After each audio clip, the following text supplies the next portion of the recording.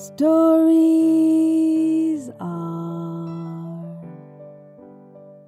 the places we revisit over and over.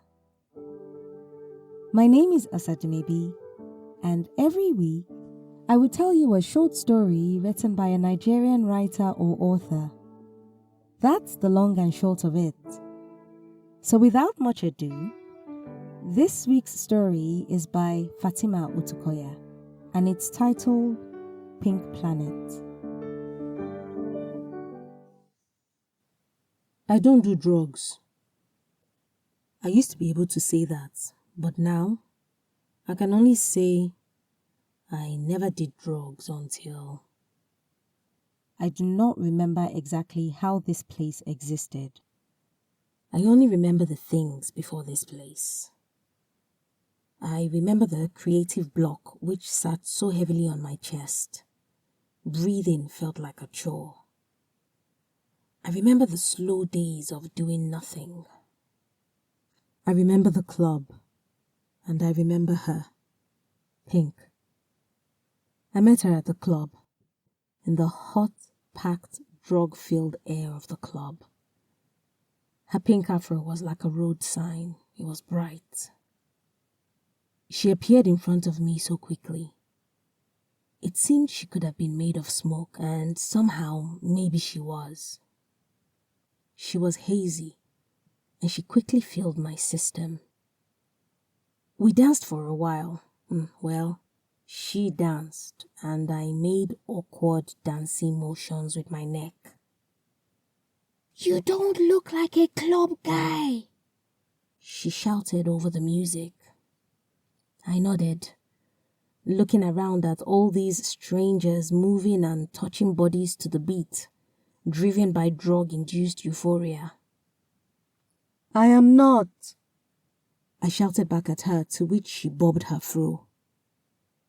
I couldn't tell if she bobbed her fro in acknowledgement or if it was just to the beat. She took my hand and led me to a quieter part of the club, away from all the smoky, drug-filled air. We sat in silence, eyes flickering over the people around who were either passed out or on the verge of it.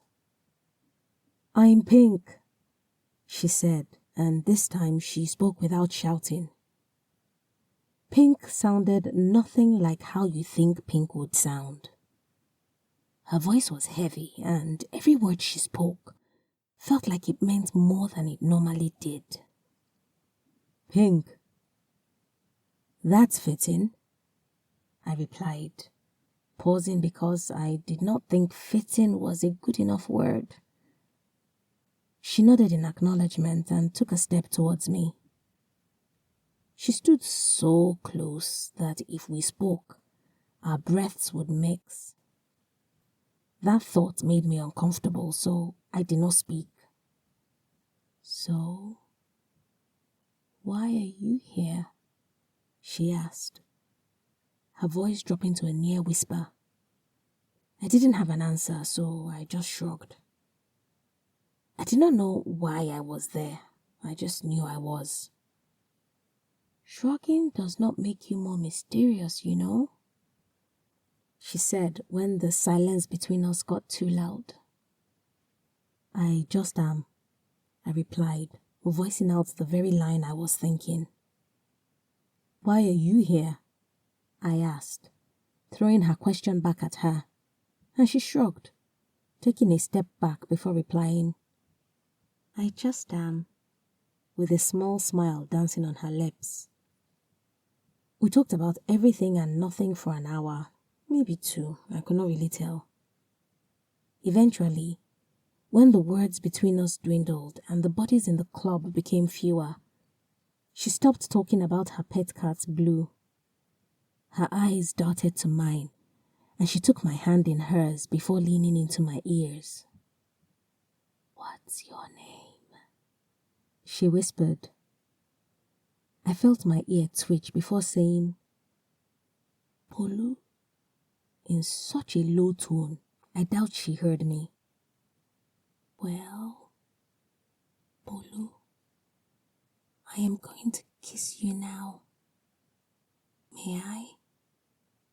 she asked, and I felt my lips tremble a little. I don't know if I nodded, but when her lips brushed mine, and I felt her hot tongue slip into mine, I found this place. This pink place. Feelings are feelings. You feel them and they go. They are not meant to open an entire planet. But feeling pink created a new world. Pink was unlike anything I had ever felt. She tasted of newness, of a desperate, not so desperate warmth. Pink was a drug, and the euphoria she came with was proof of it. I never saw pink after that day.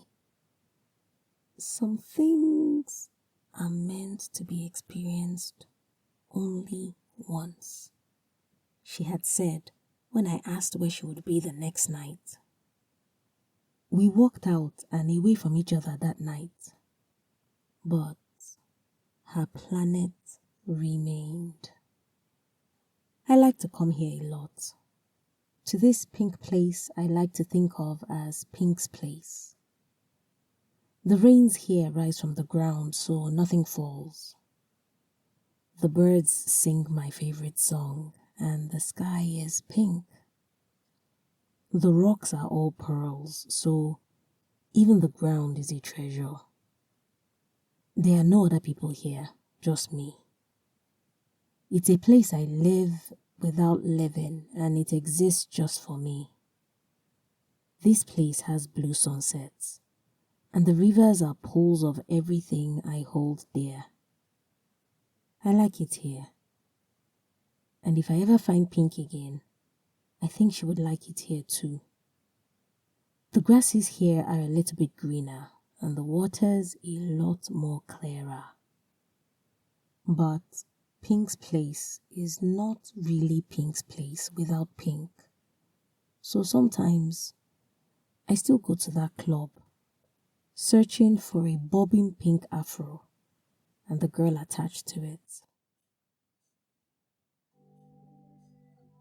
Fatimah Otukoya is an author and aspiring surgeon.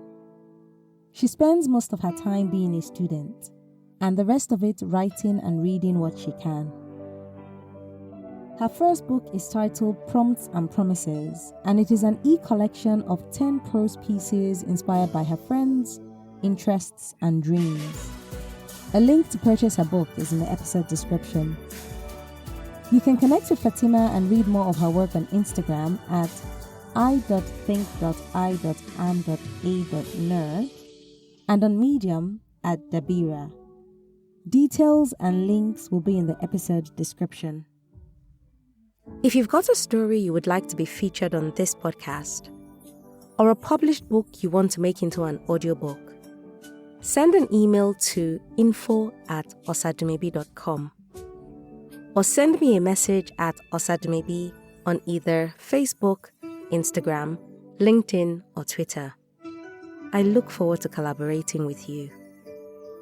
And if you've enjoyed this week's episode, please subscribe, leave a review, and tell a friend that stories are a good escape for a few minutes each week.